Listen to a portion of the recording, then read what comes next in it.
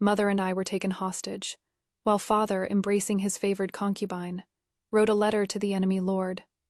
"We are brothers. My woman is your woman. Enjoy her as you please."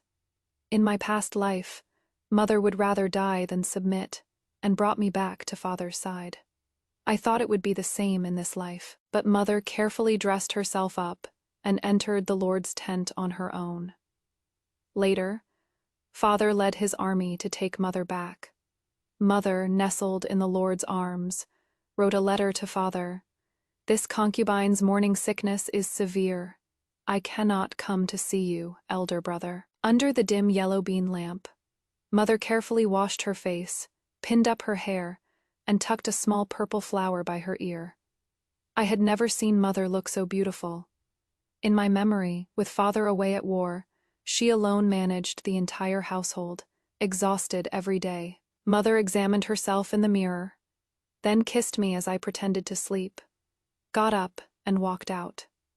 I climbed down from the bed and quietly followed behind her. I thought she was going to abandon me and escape early. After all, I was a burden. Mother really liked father. She would smile whenever she saw him, gentle and warm like a spring breeze. In my past life, if she hadn't been carrying me on her back, she wouldn't have injured her face while escaping and been cast aside by father.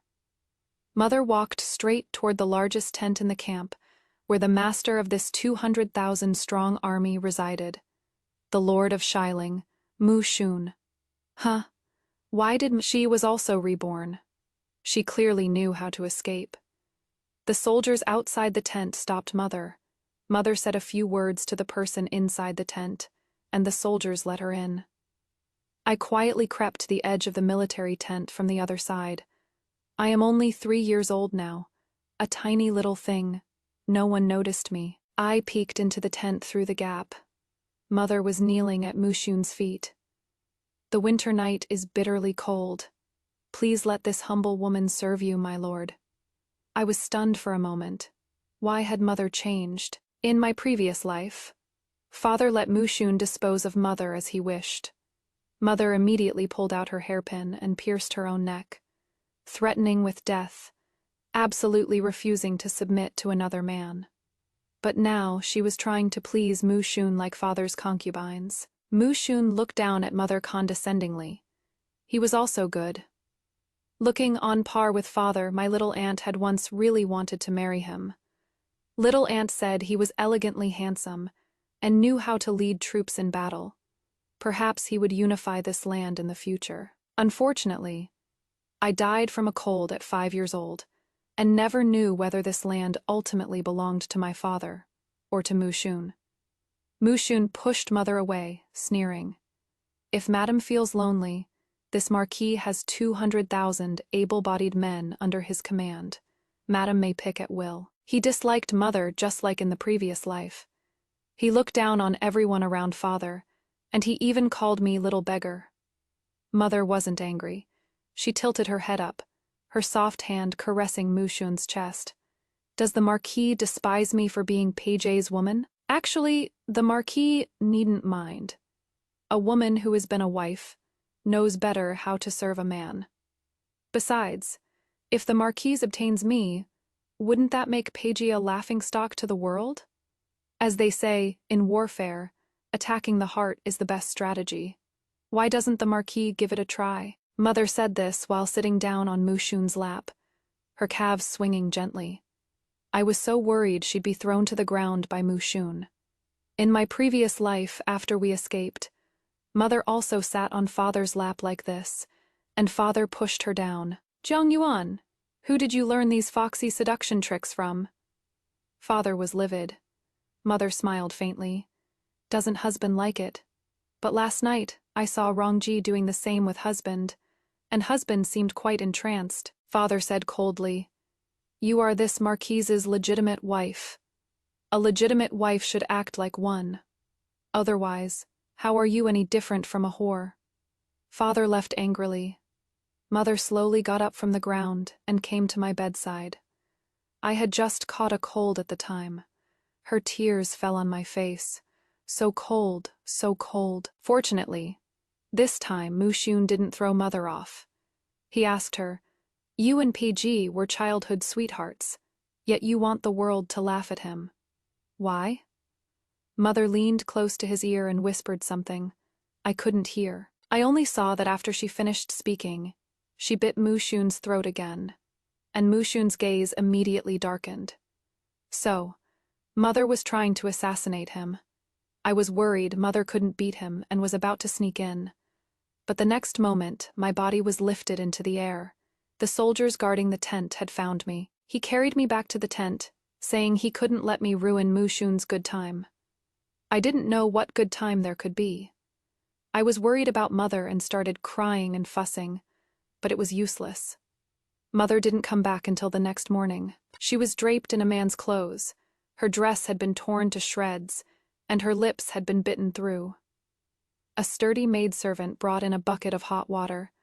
Mother soaked herself in it, her snow, white body covered in bruises of blue and purple. "Mother, what happened to you?"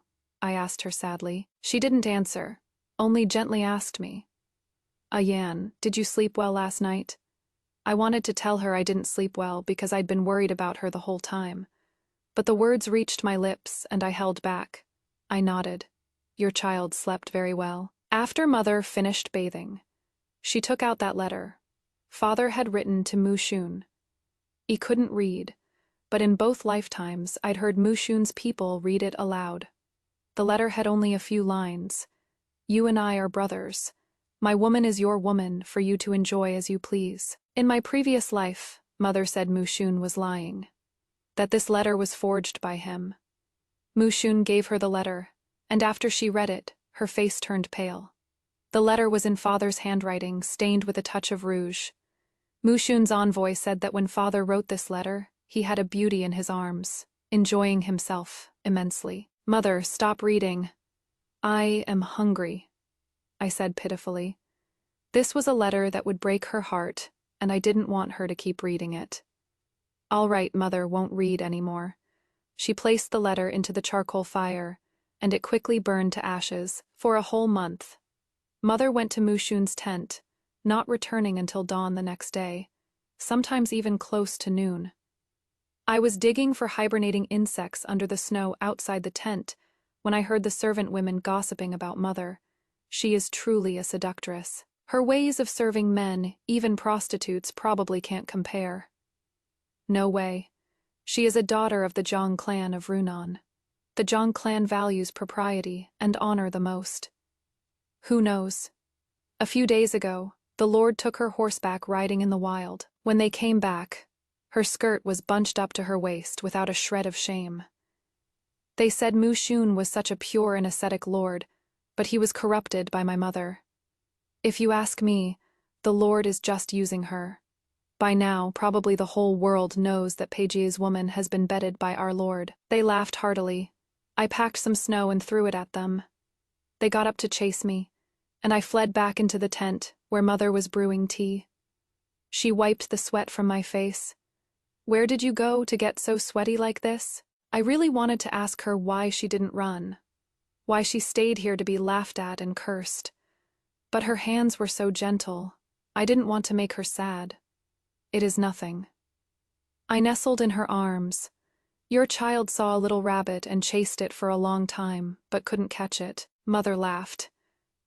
How come you are just like your father when he was little?" She suddenly stopped talking, and her smile slowly faded. After a while she said again, "It is good for Ayan to run around more. If you are healthy, you can grow up safe and sound." I nodded hard. "Okay." I also hope that in this life I'll never catch a cold. After the snow cleared, Mushun's army continued marching south, sweeping through everything along the way, and by the time the peach blossoms bloomed, he had reached Runan. Runan is Mother's hometown, but I don't like it here at all. In my previous life, after Mother took me and escaped, we came to Runan, but my maternal grandparents wouldn't let her in. Grandfather blocked Mother outside the door. "You've been defiled. The Jiang family can no longer keep you. Just leave." Mother pulled me to kneel on the ground and explained. Your daughter resisted with her life. So Mushun didn't violate me. He only locked me up. But no one believed her. Mother also begged them for some medicine and silver. Her face was badly injured, and the two of us hadn't eaten for days. Grandfather wouldn't give a single cent either. Grandmother said, Ayuen, give the child away, then find a river to end it all. Mother held me tightly and fled stumbling, terrified that I would be taken away if she slowed down even a moment. People around threw stones and vegetable leaves at her, cursing her for being shameless. And she got even more wounds. Later, she took me and begged all the way before we could return to father's side. At this moment, my maternal grandparents led the clan members kneeling before Mushun's army, respectfully accepting him as their lord, no longer having the backbone from my previous life. So it turns out, the whip has to land on your own body before you know it hurts. Mother didn't come out to see my maternal grandparents that day. She held me and stayed in the carriage in a daze. Mother, are you going to see Grandpa and Grandma? I asked her. Many nights before, I had heard her calling for her parents in her dreams, and she would even shed tears. I thought she still missed her parents, but Mother shook her head. I won't see them. Even if they're here, I won't see them anymore. At night, I was half asleep when I felt someone sitting by the bed. I carefully opened my eyes a little and saw it was Mushun. Because of the war, Mother and I hadn't seen him for 1 or 2 months. Mother also sensed he had come and sat up. When did you arrive, my lord? Mushun caressed her face, just now. She turned her head away. My lord, Yan is still here, don't. Mushun asked her, why don't you go see your parents? Mother was silent for a moment, and said, I don't know how to face them. Mushun asked again. You still have Peije in your heart, so you feel too ashamed to face your parents. Mother replied, Number Mushun said. It better not be. This marquis is still fulfilling the agreement with you. If you play tricks on this marquis for Peiji's sake, this marquise will never let you off easily. Mother said she would never betray him, and she swore on her life. Mushun left, and after a while, someone by his side came again to summon Mother over. The 2 maidservants sent to look after me whispered among themselves. We thought the Lord could hold back, but he still called her over to serve him after all. The Lord might be addicted. Who knows if he'll be able to quit later? Whether he can quit or not doesn't matter. She is just a seductive vixen for people to toy with. What is most pressing now is that they're about to encounter PG. Hearing them discussing father, I immediately perked up my ears. They said Mushun's next city was Yuchuan, and that father's 200,000 troops were also marching there. They said now everyone under heaven knew Mother had given herself to Mushun, and father definitely couldn't stand it. When Mother fell into father's hands, she would probably be subjected to the wooden horse torture. They sighed. Ayo, the wooden horse torture. She'll be wishing she were dead then. The army rested in Runan for 9 days, and Mother went to Mushun's room for 5 nights. At dawn, Mother returned through the thin mist, then fell asleep. The maidservants gathered in the courtyard again to gossip. How could she not be tired? She clung to the Lord all night long. I had to deliver hot water several times throughout the night. But she is indeed born beautiful, so tender you could squeeze water out of her. How do you think she just couldn't hold on to her husband's heart? They were childhood sweethearts who married young. They said because of the letter father wrote to Mushun. The whole world knew my mother wasn't loved by father. To care for someone is to wish you could knead her into your very bones and blood. How could you possibly hand her over to someone else? But father not only gave Mother away, he gave her to the enemy. Did he not know what that meant? In the end, they reached a conclusion. There is probably someone more beautiful than her who stole her husband's heart. Mother opened her eyes at this moment, her body trembling slightly, her long eyelashes like butterfly wings in the wind. I opened the door and bared my teeth at the servant women. chasing them all away. Mother got up to groom herself, staring at her reflection in the mirror for a long time. She touched the face that had been injured in her previous life. "Mother, you are the most beautiful in the whole world," I told her earnestly. In my heart, whether she was beautiful or ugly, no matter what she became, she was the most beautiful mother. She came back to her senses and smiled at me gently. Sometimes Mushun would come to see Mother. Mother was asleep and didn't know. So I would stand by the bed and stare at him. He didn't like me. He said I had a face as detestable as Father's. I thought his eyesight was bad. Everyone said I was cute. Back when Mother and I were begging, someone even offered 10 gold to buy me. 10 gold. That is enough to buy 2 cows. Mushun gave me a sugar cake. I swallowed my saliva and took it. Just as I was about to eat it, Mother suddenly woke up and snatched the sugar cake away. "What? Afraid this marquis will harm her?" Mushun said with a cold sneer. Mother said no, said my teeth were bad, and my stomach was weak, so I couldn't eat anything too sticky. When the marquis has children someday, you'll understand. Parents always worry about their children. Mushun: "Then why don't I see Peiji worrying about this child? Isn't he her father?" Mother lowered her head and said nothing, gripping the sugar cake tightly in her hand, but eventually placed it in mine. Yan, go eat it under the peach tree in the outer courtyard. Only eat half, save the other half for tomorrow." I didn't want to go, but Mother kept urging me. I walked with the sugar cake for quite a while before reaching the peach tree.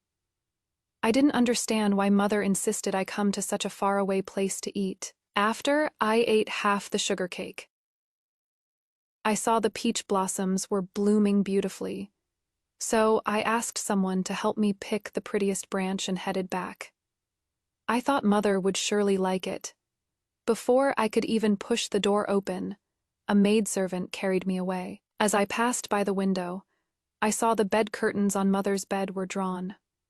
One of her hands, nails painted bright red with balsam, was tightly gripping the hanging tassels outside the curtain, but it was quickly pulled inside by another hand with prominent knuckles. I wasn't sent back until evening. The peach blossoms I had dropped at the door had already been picked up by Mother and placed in a celadon jade vase. "The peach blossoms I unpicked are so pretty. Mother loves them," she praised me. Then she reminded me not to casually eat things given by others, and even if I wanted to eat them, I should tell her first. I nodded vigorously. Finally she hugged me. "My Ayan, you must grow up safe and sound." Because Mushun was often with my mother, some of his retainers worried he was too indulgent in matters between men and women. Others thought it was fine to indulge a little one, couldn't conquer the world by being austere and desireless.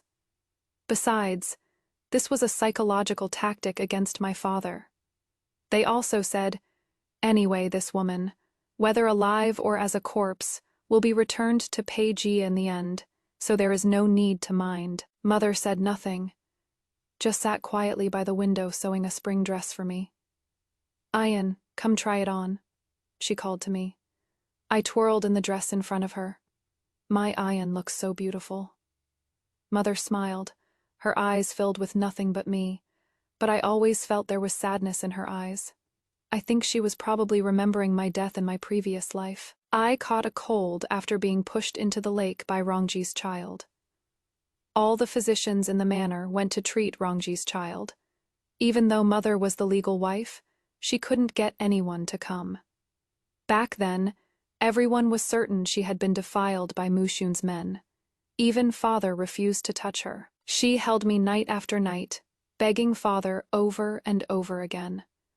But I still slowly grew cold in her arms, one faintly lit morning. In my last moments of consciousness, I heard her softly humming a song for me. "Rub the little tummy. Baby won't fuss. Squeeze the little hands and feet. Baby sleep sound." So many times I wanted to tell her I was alive, but for some reason I couldn't make a sound when I tried to speak. In June, Mu Xun captured Yuchuan. Father never made it. He ran into another lord on the way, and they started fighting. Actually, I didn't want him to come, because he is really formidable and has never lost a battle. I was afraid Mu Xun couldn't beat him.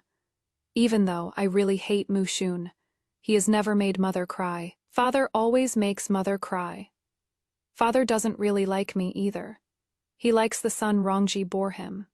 He said all of Eastern Wu would go to Rongji's son, while I, his daughter, was meant for a marriage alliance. Mu Xun's army stopped at Yuchuan, fortifying the walls and stockpiling provisions, ready to wait for the prey to come to them. His retainers said my father was that rabbit. Mother had someone deliver fresh milk.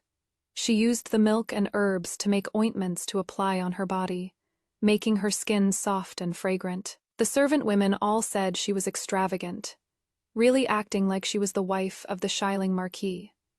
But Mother paid them no mind. She also personally sewed dresses in styles unseen in Yuchuan, adorning herself beautifully, turning heads wherever she went. Mu Xun hosted a banquet for the noble families of Yuchuan, and Mother came out to perform a dance. She twirled gracefully in the hall, her lovely eyes glancing about, fragrant breezes swirling around her. Even the butterflies stopped for her. In the end, she leaned into Mu Xun's arms and held a cup of wine in her mouth to feed him. Mu Xun didn't drink the wine, nor did he smile. While everyone was still stunned, he swept Mother up in his arms and left the banquet. After that night, stories of how Mother seduced and served men, like a vixen, spread wider and wider, embellished and dramatized, until even common entertainers were performing it on stage. Not long after, news came that Father had won the battle. In early September, the cotton roses of Yuchuan were in full bloom, blanketing the entire city in pink and purple. Mother picked the flowers to make into ointment for treating the scars left on me by summer insect bites. While she was boiling them, she suddenly started vomiting. I hurriedly asked, "Mother, what is wrong?" Mother looked around, and only when she saw no one was there did she whisper, "It is nothing, just choked on the smoke." I hurriedly brought water for Mother. While she was drinking, an attendant by Mu Xun's side came to invite Mother to the front hall, saying Father's envoy had arrived. Mother nodded. "Let me change my clothes first.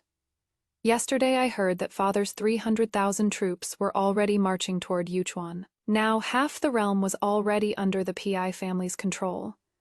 In my previous life, not long after Mother took me back, Grandfather proclaimed himself king and named the kingdom Wei.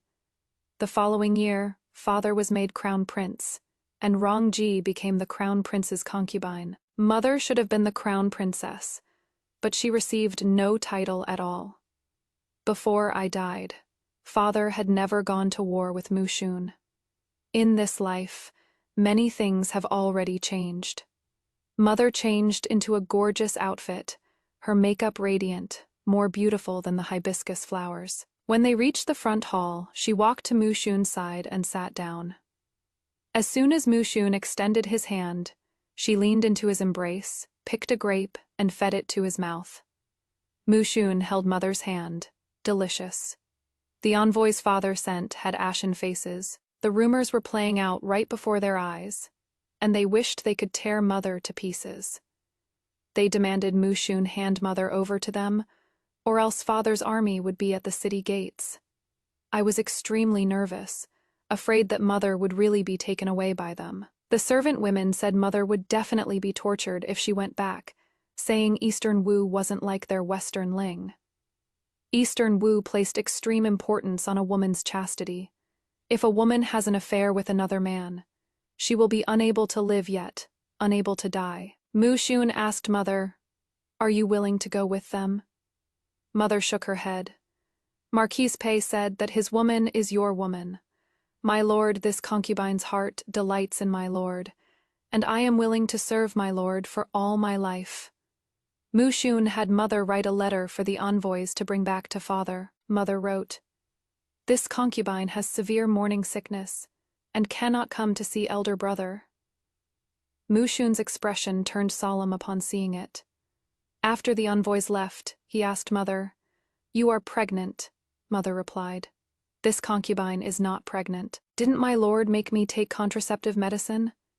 I only wrote this to make Pejia lose more face." Mu Xun was a cautious man, so he had the physician examine Mother's pulse. The physician said there was nothing unusual with Mother's body. But that night, Mother vomited again. Mother said she had just eaten something bad, and drinking some hot water would make it better.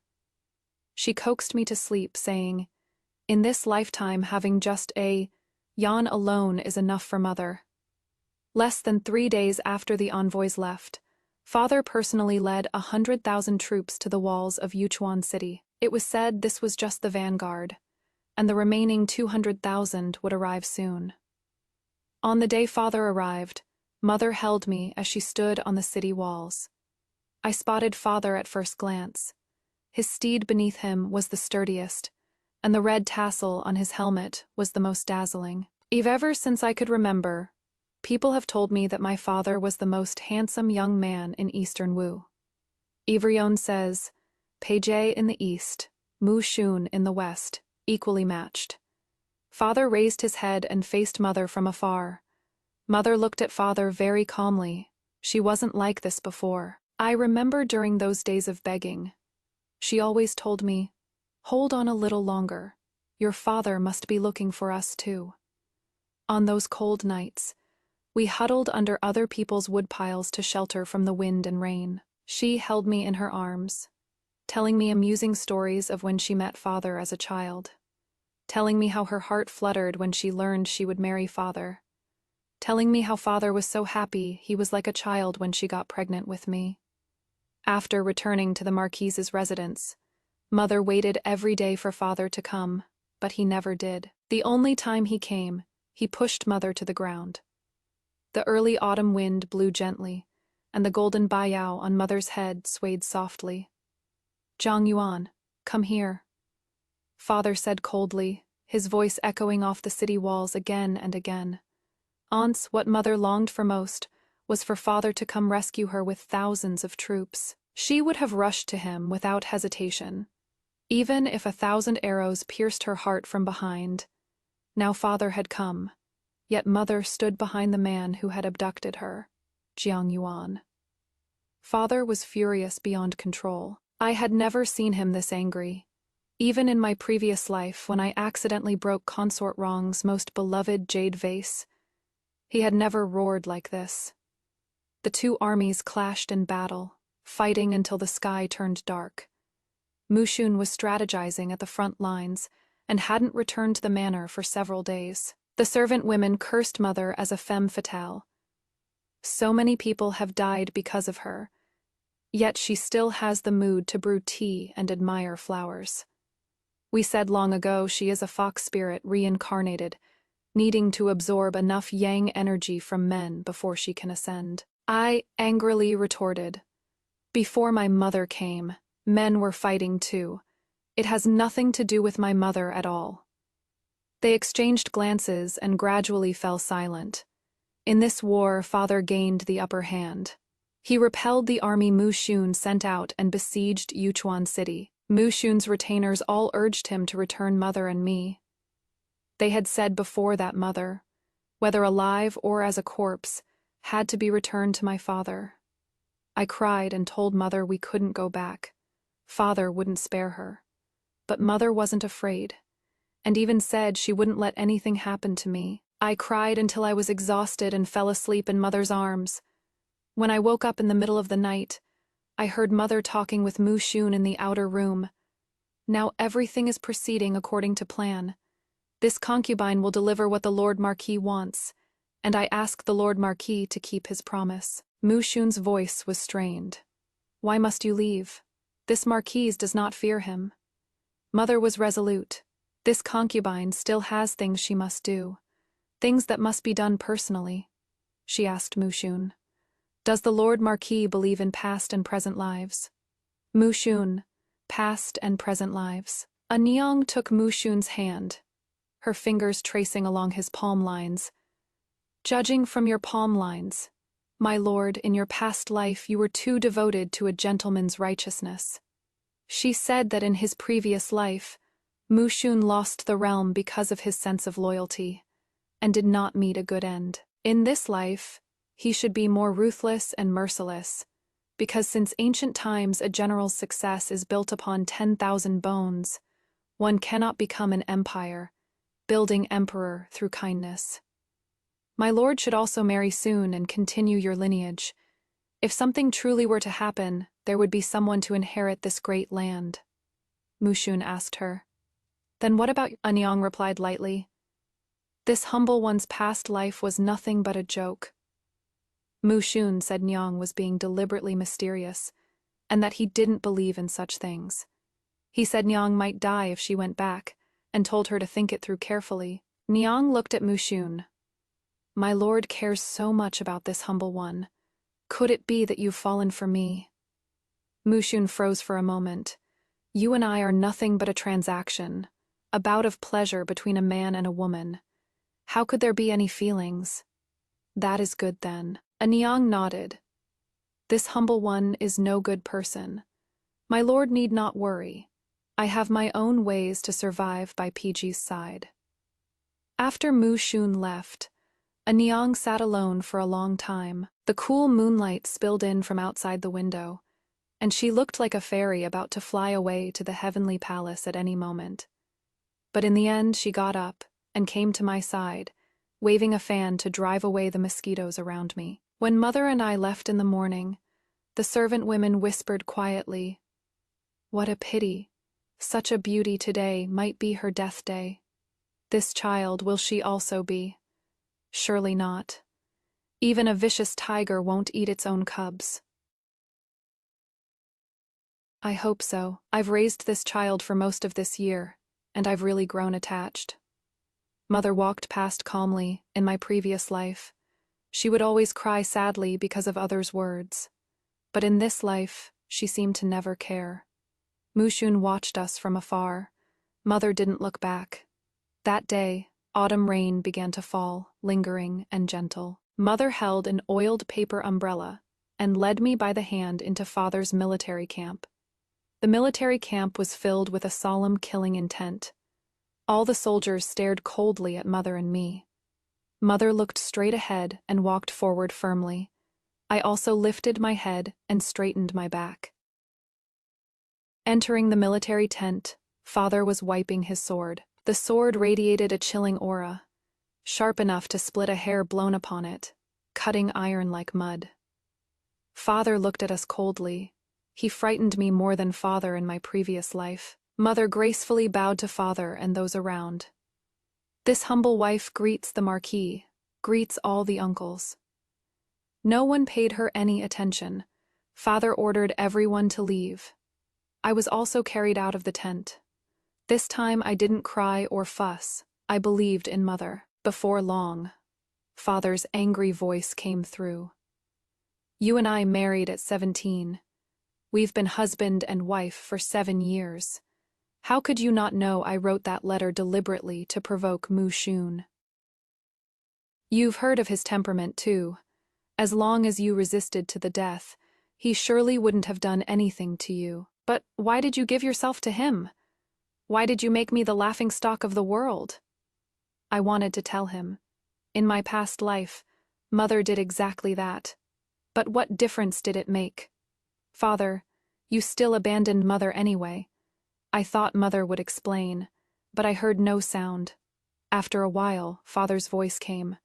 What are you taking off your clothes for? What? Trying to use this kind of trick to make me spare you? The uncles outside the tent looked embarrassed. Then Mother's voice came. During the 10 months I was by Mushun's side, I secretly drew part of Shiling's city defenses onto this undergarment, using invisible ink. Only this way could I bring it back to present to the Lord. It will become visible when dampened with water. Father didn't believe her and still wanted to kill Mother. The uncles rushed in and stopped Father. They said to verify it first. If Mother was deliberately deceiving, it wouldn't be too late to kill her then. Mother and I survived. But that same day, Father also gave Mother a divorce letter. with her life or death to be decided after confirming whether the city defense map was real or fake. Mother looked at the divorce letter and carefully put it away, as if this was exactly what she had been waiting for. In my past life, she told me that on the day she married Father, the dowry procession stretched for miles, and her wedding dress was red as fire. It was the grandest event in Dongwu and Runan. But now everything, all of it, had become this single thin piece of paper. Little Aunt came and raised her horsewhip to strike Mother. "You knew full well I liked Mu Shun, so why did you do such a shameless thing?" Mother grabbed the horsewhip. "Peiyue, if Mu Shun hadn't been willing too, I couldn't have done something shameless all by myself." Little Aunt was yanked down and fell to the ground, bursting into tears with a wail. "Last year Shiling was ready to come propose marriage. It is all because of you, all because of you. You ruined the marriage between me and Mu Shun." Mother said indifferently, "If a marriage can be ruined by others, then it is not fate, it is just a tribulation." My aunt pointed at her and said, "You low-class slut who uses your looks to seduce men, how dare you point your finger at me? What is wrong with using my looks to please a man?" My mother said with a smile, "He doesn't even want me, a lowly wretch like myself, which just goes to show how truly unremarkable you are." She made Little Aunt so angry she couldn't speak, and in the end she stormed out of the tent. Mother slowly sat down, covering her stomach with her hand, her brows slightly furrowed. I hurriedly poured water for Mother. It had been about half a month since she last brewed medicine with cotton rose, but I still often saw her holding her stomach like this. At night, Mother used clothes to partition off a space in the tent and let me sleep inside, then fed me some medicine saying it was an antidote. But the next moment she changed her words and said it was for warding off chills. Then she added a bit of powder to the lamp oil, and the tent gradually became sweet and fragrant. Mother carefully groomed herself in front of the water in the wooden basin. She applied beautiful lip rouge, styled her hair prettily, and pinned a small pink flower at her temple. Just like before she went to see Mu Shun on that snowy night. I had a dream.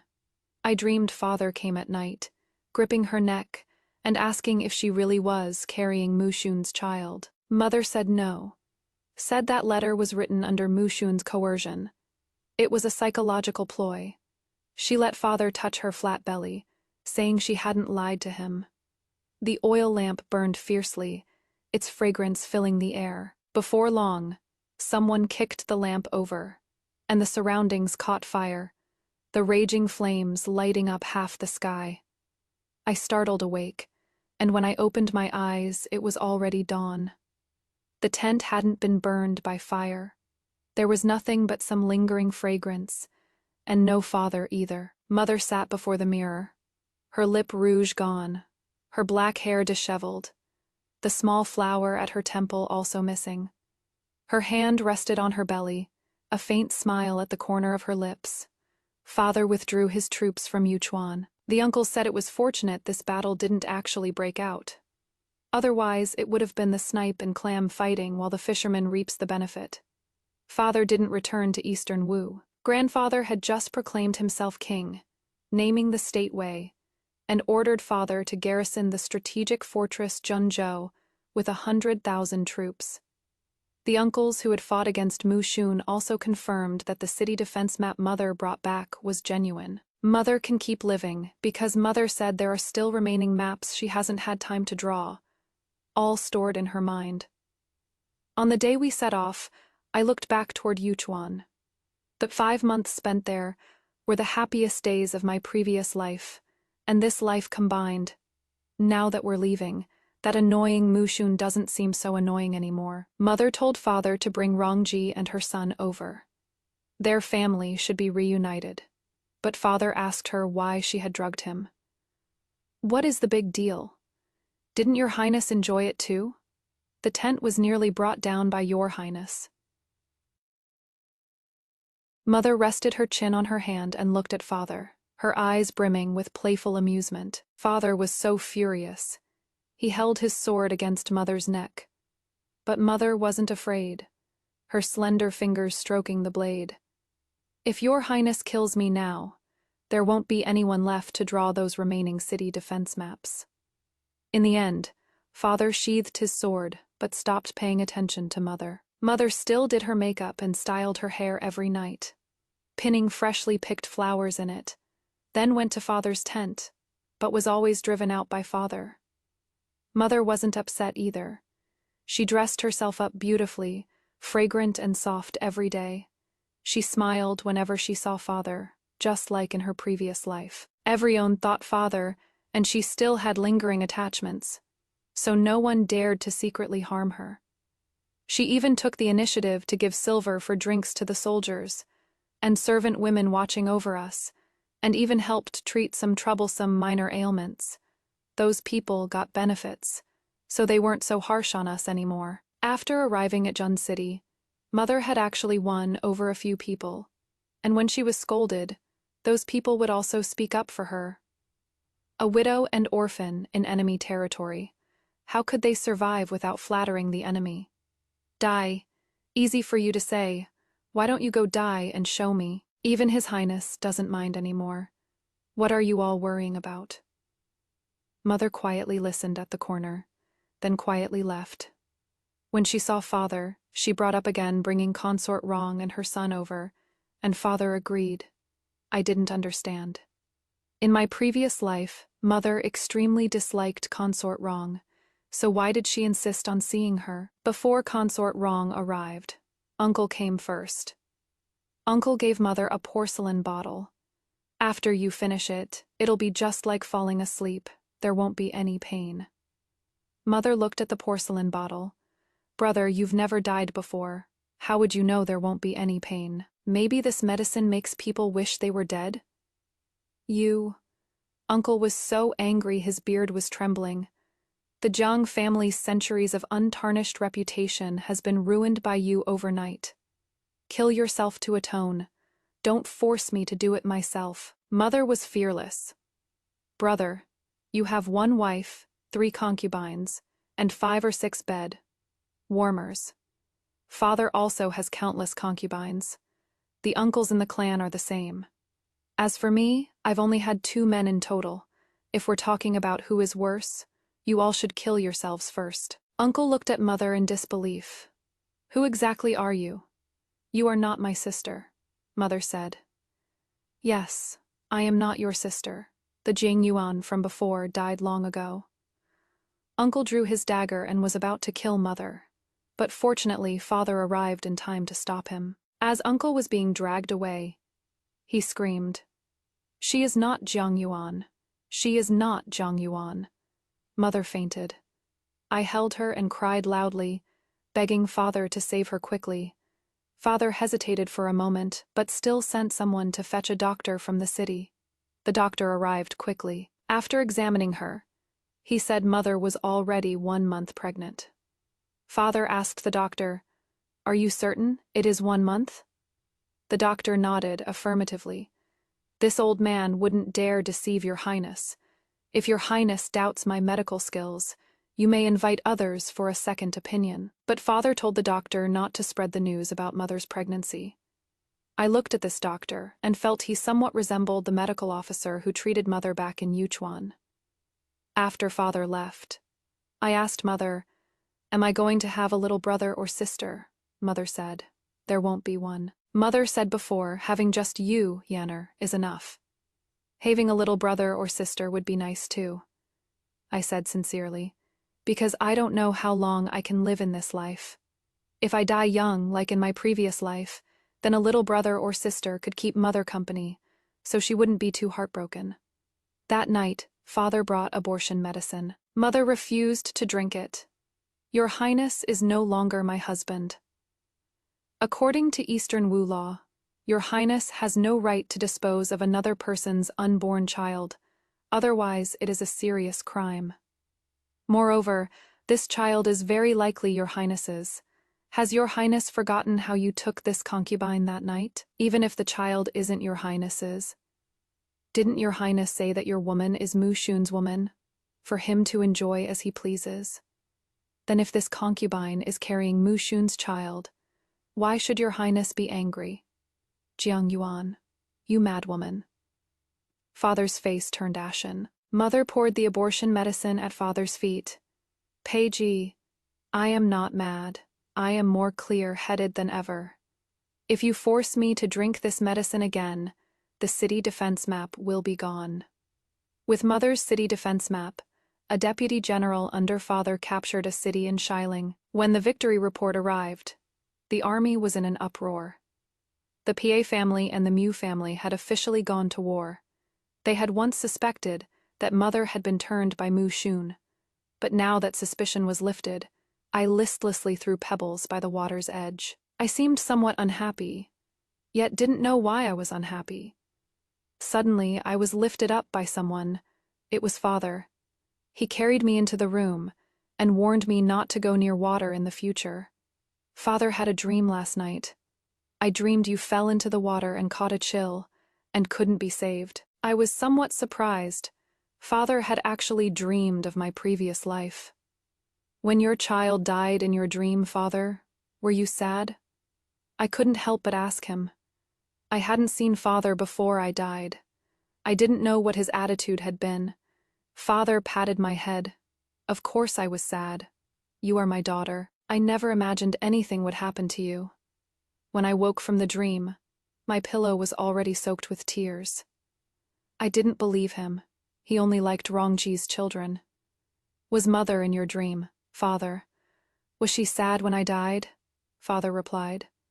Your mother was also very sad. She cried tears of blood. Even after we had another child later, she was still very sad. So they had another child later. What about that child? Thankfully, it was just a dream, Father murmured, as if still shaken.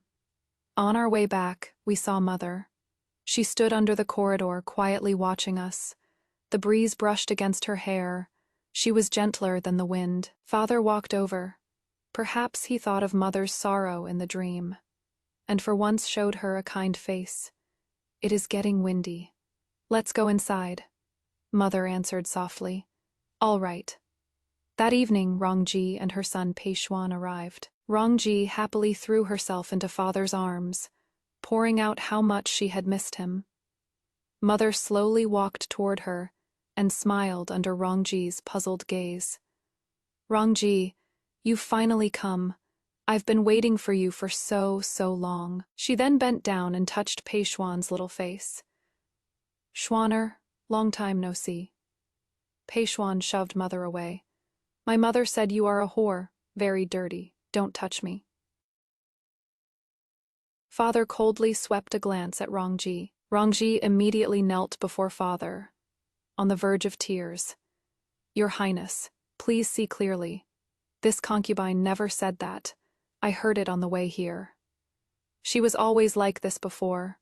Whenever there was any dispute with Mother, she would kneel before Father first to plead guilty, and Father always believed her. Father looked like he was going to believe her this time too, but Pei Xuan was unconvinced. Mother, you did say it. You said she was a whore, a woman Father didn't want, and you also said sister was a little whore, telling me not to play with her. Rongji still wanted to explain, but Father told her to get lost, then put her under house arrest. I thought Mother would be very happy. In the previous life, Rongji had never been put under house arrest by Father. But Mother remained indifferent. She said a slap was nothing compared to the pain of having one's heart gouged out. After saying that, she quietly drew the defense map of Xiling under the lamp. I asked her if she could stop drawing. I didn't want Mu Shun and Father to go to war, Mother said. Yener, be patient a little longer. Everything will be over soon. When Rongji was in confinement, Mother pinned a flower by her temple again. She played the chin under the moonlight. Father listened from upstairs. She didn't come back at night. The people taking care of me said she went to Father's room. They said, didn't His Highness divorce her? You don't get it, do you? This is called, a wife is not as good as a concubine. A concubine is not as good as a stolen lover. Without the husband-wife relationship, it is actually more exciting. They all say Rongji's methods are clever, but the way I see it, she is far more formidable than Rongji. But I also feel she is quite pitiful. They said that their mother, who was originally a noble lady from a prestigious family and a legitimate wife, ultimately ended up disgraced and engaging in secret affairs. The next day, though mother returned somewhat tired, she still sat down to draw. It is just that I thought what she drew looked like our Jun city, because I saw the traveling palace where we lived. She went to father's chambers for several days in a row, and after a few days, the drawing of Jun City was nearly finished. After Rongji's confinement was lifted, she came to see mother. She stood at the doorway and said to mother, "Don't get too smug. Since I could make His Highness abandon you once, I can make him abandon you a second time." Mother looked at her with a smile. "That kind of beast, if you like him, take him." Rongji's expression changed, and she hesitated for a moment. You actually called His Highness a beast," mother said innocently. "I didn't. It was clearly you who was cursing just now. If you don't believe me, ask the people behind you." Rongji turned around only to discover two servant women standing behind her, who had appeared at some unknown time. Everything she had just said had been heard, and so the rumor spread. Everyone in the traveling palace said Rongji was dissatisfied with being confined by father, and had cursed him. No matter how Rongji tried to explain, it was useless. Father confined Rongji once again.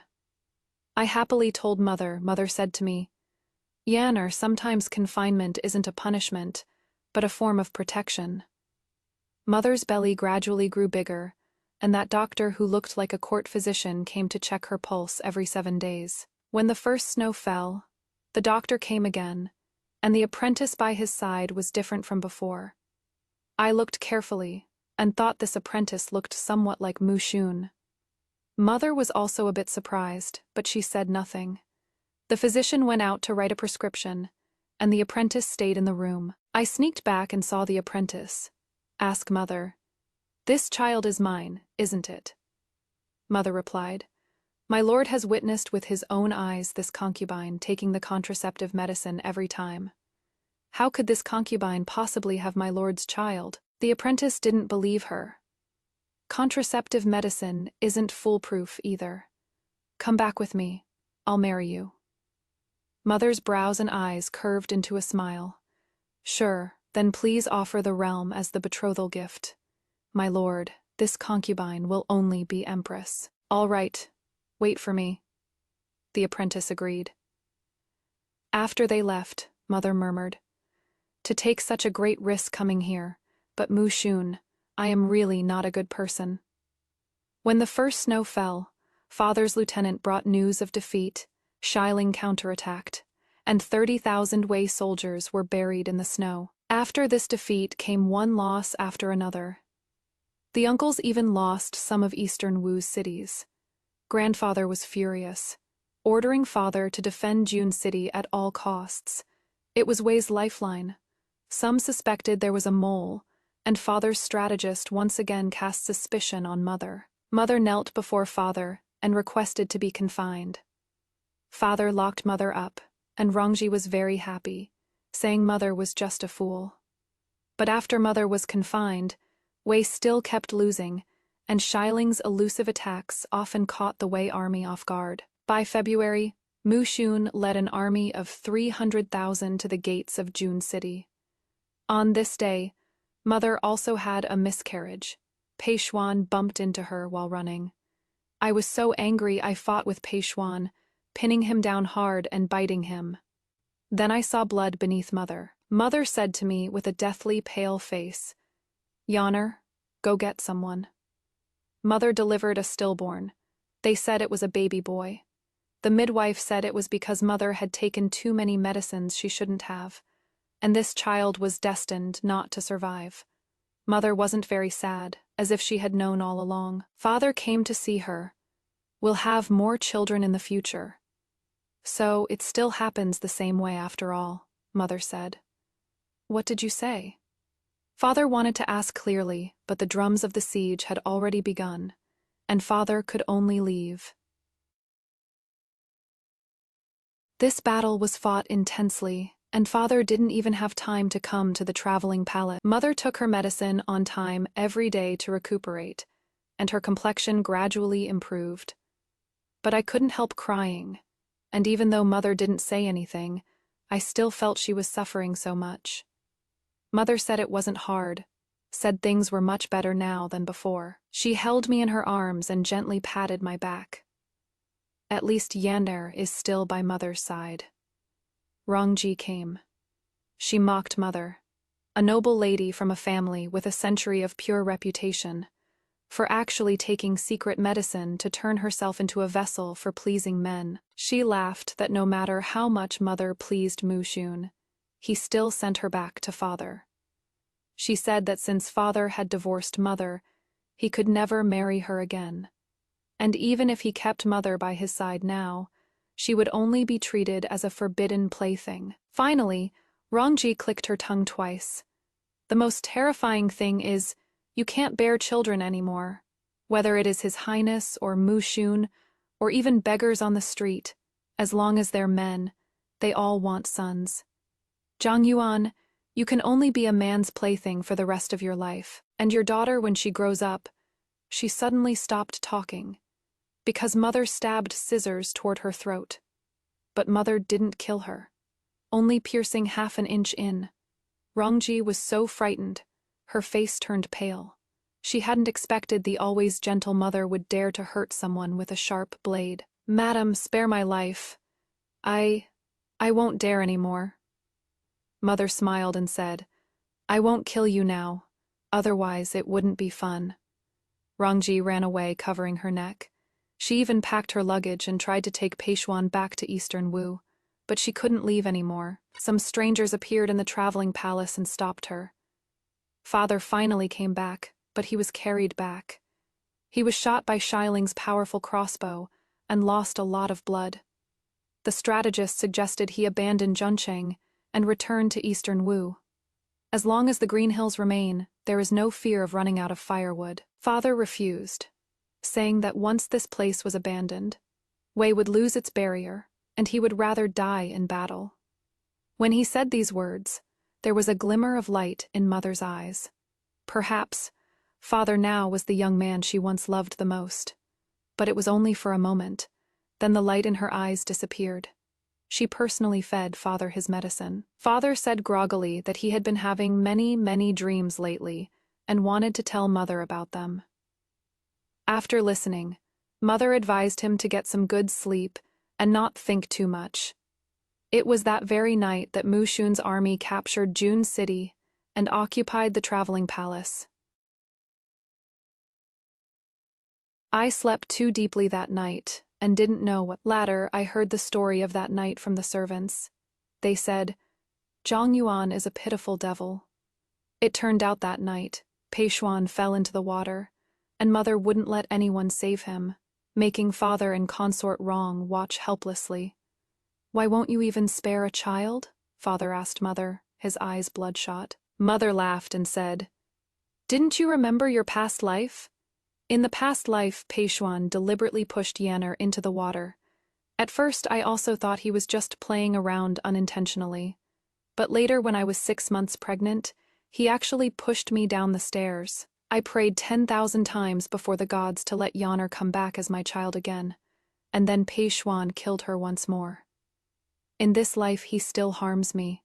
How could I let such a demon go? After saying that, she fed Rongji the hook and pull poison that would trigger daily, then had people throw her onto the street. She said she once wanted to get along well with Rongji, but Rongji had done nothing but evil. "The most hateful one is you." Mother pointed at father. "The most hateful one is you, Peije. I came to marry you full of joy, but you betrayed me and hurt me, made me ridiculed and cursed by the world. You made me live as if pierced by 10,000 arrows."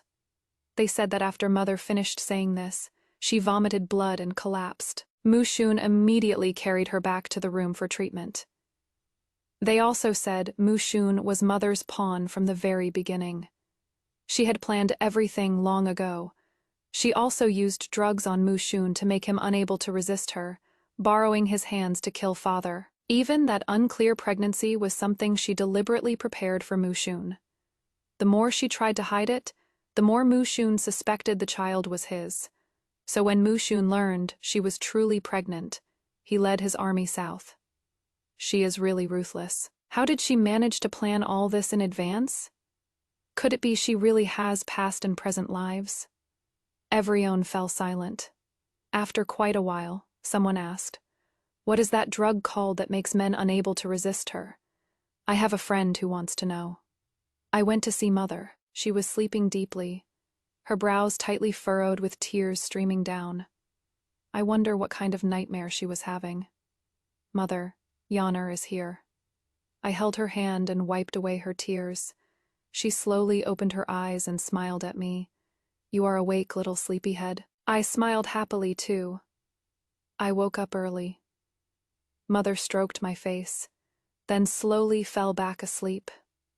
Mushun said Mother needed to rest well, told me to go eat, and that he would take good care of her. Worried he was lying, I turned back, only to see him feeding medicine to Mother. All right, he wasn't lying. I also went to see Father. He was locked up in the dungeon. "How is your mother doing?" he asked me. I replied, "She is with Uncle Mew, doing well." "Then do you like Uncle Mew?" I nodded vigorously. Very much, very much." Father was silent for a long time. Then suddenly said to me, "Yonner, Daddy is sorry. Will you forgive Daddy?" I said word by word, "No, I won't forgive you." He looked at me in shock, and after a long while asked, "Do you also remember?" I remember. That is why there is all this pain and heartache." Finally he asked me, "Can Daddy hug you one more time?" Number. I turned and ran away, regretting things from the past life only in this life. It is too late, in the long, dim corridor. Those images from my memories were suffocating and sad. I ran and ran until I stood in the light. Even though the weather was very cold, it didn't scare me. Not 2 days later came the news of Father's death. After I visited him that day, he refused to take medicine, and eventually died of typhoid fever.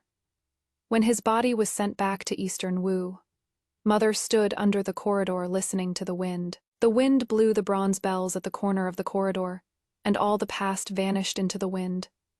Mother's illness never got better. All kinds of medicine were useless. She kept coughing. The court physician said she had exhausted her vitality from overthinking in the past, but a wandering Taoist priest passing by said, "She traded her life for something she shouldn't have traded.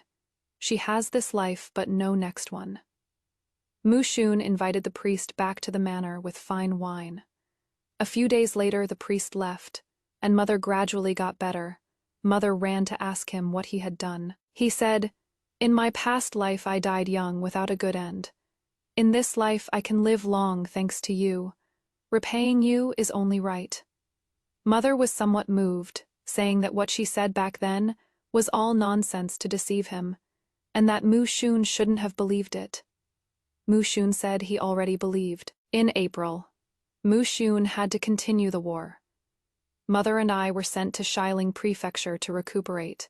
No one there knew us. Sometimes I would hear people of Xiling Prefecture talk about Mother, but no one cursed her. They all said she was capable, able to trick the 2 most handsome men in the world into her bed. The honey trap is still a stratagem, if you want to pull it off. First, feel your own face, and see if you are beautiful enough. I dare not imagine how happy I would be if I had her beauty.